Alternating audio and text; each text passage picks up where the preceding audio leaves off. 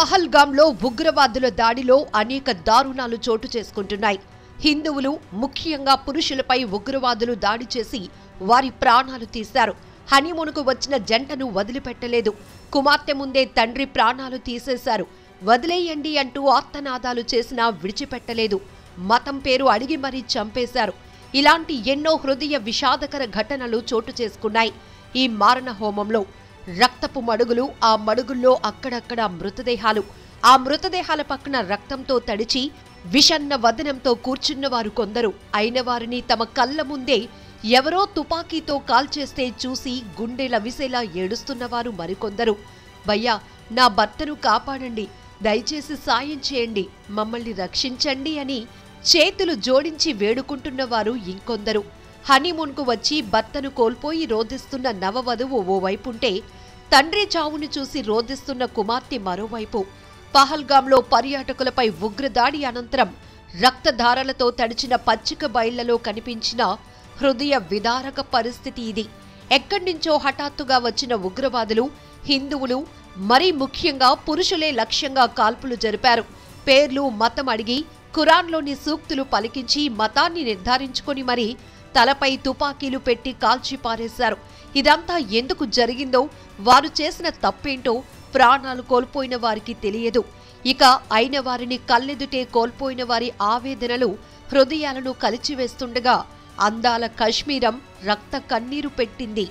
ఖురాన్లో ఏవో మాటలను సరిగ్గా పలకలేకపోయేసరికి మా నాన్న తలపై తుపాకీతో కాల్చేశారు, ఆ తర్వాత చెవి భాగంలో వీపుపైన కాల్చేశారంటూ ఉగ్రదాడిలో తండ్రి చావును కల్లారా చూసిన పూణేకు చెందిన అస్వారి అనే యువతి కన్నీటి పర్యంతమవుతూ చెప్పిన మాటలివే.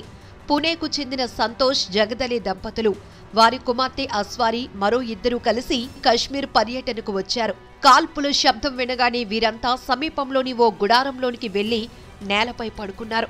కాసేపటికి ఆ గుడారం వద్దకు వచ్చిన ఉగ్రవాదులు అందరూ బయటకు రండి అంటూ బెదిరించగా వారంతా బయటకు వచ్చారు. అనంతరం ప్రధాని మోదీని దూషించిన ఉగ్రవాదులు ఖురాన్లోని కొన్ని మాటలు పలకమని అస్వారి తండ్రిని ఆదేశించారు. ఆ మాటలు చెప్పలేకపోయేసరికి ఉగ్రవాదులు ఆయన్ను కాల్చేశారు. అనంతరం వారితో ఉన్న మరో వ్యక్తిని కూడా ఉగ్రవాదులు హతమార్చారు. ఉగ్రదాడి మొదలైన తర్వాత ఆ ప్రాంతంలో భయానక వాతావరణం నెలకొంది. ఘటనా స్థలిలో ఉన్న స్థానికులు, పెద్ద సంఖ్యలో పర్యాటకులు ప్రాణ భయంతో ఉరుకులు పరుగులు పెట్టారు. ఈ క్రమంలో జరిగిన తోపులాటలో పలువురు గాయాల పాలయ్యారు.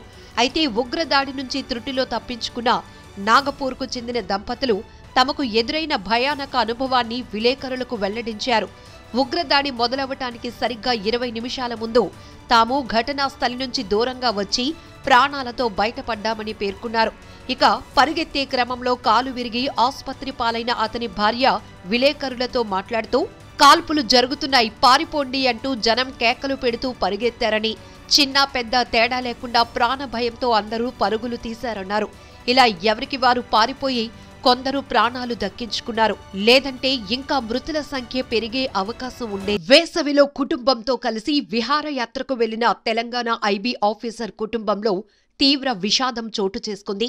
జమ్మూ కాశ్మీర్లోని పహల్గాంలో చోటు చేసుకున్న ఉగ్రదాడిలో తెలంగాణలో ఇంటెలిజెన్స్ బ్యూరో ఐబీ విభాగంలోని కంప్యూటర్ సెక్షన్ ఆఫీసర్గా విధులు నిర్వర్తిస్తున్న మనీష్ రంజన్ మృతి చెందారు. ఇటీవల ఫ్యామిలీతో కాశ్మీర్ టూర్కు వెళ్లిన ఆయన్ను ముష్కరులు అత్యంత దారుణంగా కాల్చి చంపారు. ఐడీ చూసి మరీ నువ్వు ఐబీ ఆఫీసరువు కదూ, నిజం చెప్పు అంటూ పాయింట్ బ్లాంక్లో కాల్చారని తెలుస్తోంది.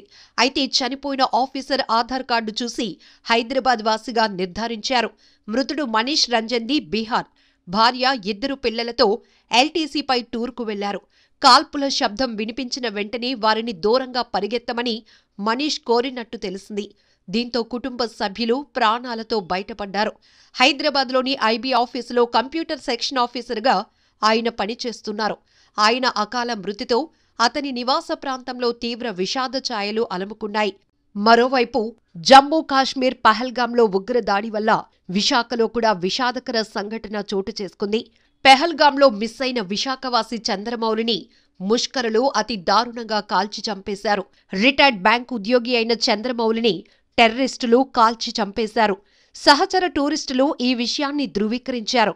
చంపొద్దని వేడుకున్నా మోదీకి చెప్పుకోండంటూ విచక్షణారహితంగా కాల్పులు జరిపారు. చంద్రమౌళి మృతదేహాన్ని సహచర టూరిస్టులు గుర్తించారు. ఈ దారుణ ఘటనకు సంబంధించిన సమాచారం అందిన వెంటనే కుటుంబ సభ్యులు పెహల్గాం బయలుదేరి వెళ్లారు. ఉగ్రవాదుల చర్యలను ప్రతి ఒక్కరూ ముక్త కంఠంతో ఖండిస్తున్నారు. మృతుల కుటుంబాలకు ప్రగాఢ సానుభూతి తెలుపుతున్నారు. దక్షిణ కాశ్మీర్లోని పహల్గాం ఒకప్పుడు పర్యాటకులతో కలకలలాడే ప్రశాంత లోయ ఒక్కసారిగా భీతావహ దృశ్యానికి సాక్ష్యంగా నిలిచింది.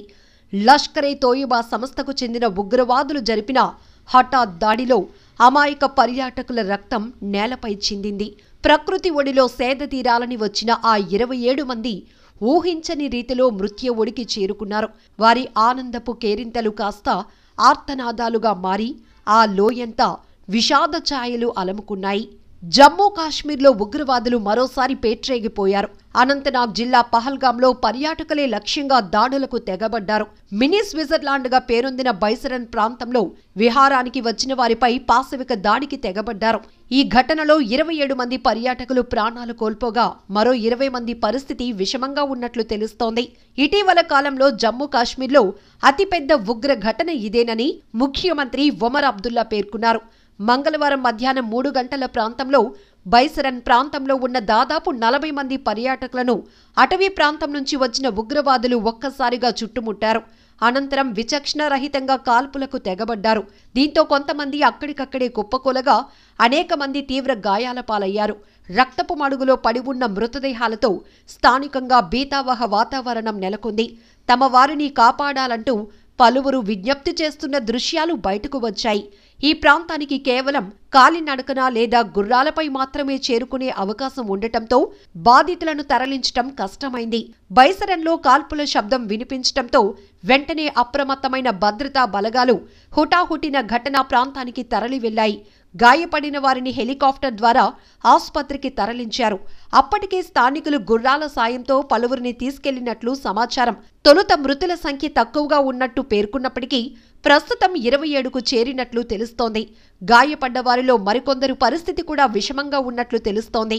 మరోవైపు కాల్పుల ఘటనతో పహల్గాం వీధులు నిర్మానుష్యంగా మారాయి. పర్యాటకులు సైతం సురక్షిత ప్రాంతాలకు తరలి వెళ్లినట్లు తెలుస్తోంది. మరోవైపు జమ్మూ కాశ్మీర్ పహల్గాంలో కాల్పులు జరిపిన ఓ ఉగ్రవాది ఫోటోను జాతీయ మీడియా బయటపెట్టింది.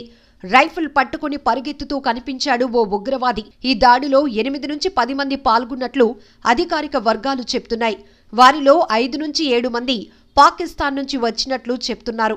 కాల్పుల తర్వాత సమీపంలోని అడవిలోనికి వారు పారిపోయారు. వారి కోసం భద్రతా బలగాలు విస్తృతంగా గాలింపు చేస్తున్నాయి. హెలికాప్టర్ సాయంతో గాలింపు చర్యలు కొనసాగుతున్నాయి.